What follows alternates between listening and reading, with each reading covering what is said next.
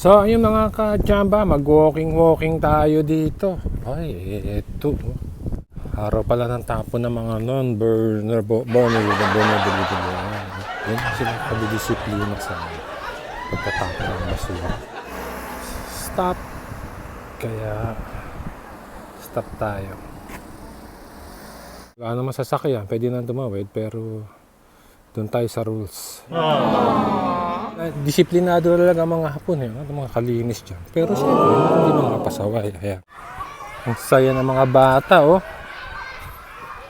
Kindergarten. Ito naman, elementary school. Yan mga kachamba, kaya nga pala ako nag-walking ngayon. Kanina kasi, meron ako nakita rito na refrigerator na malaki. Sasurahan na yan. Bubuhatin ko sana, iuwi ko sa amin. Kaya balik na lang tayo paglalakad. Wala na yung rep eh. Grabe mga basura dito, no? Kahit refrigerator na ang ganda-ganda pa kanina, nakita ko. Tinatapon lang, basura na. Pero mas malipit sa atin. Bilyon. Nakamaleta, ang tawag, basura.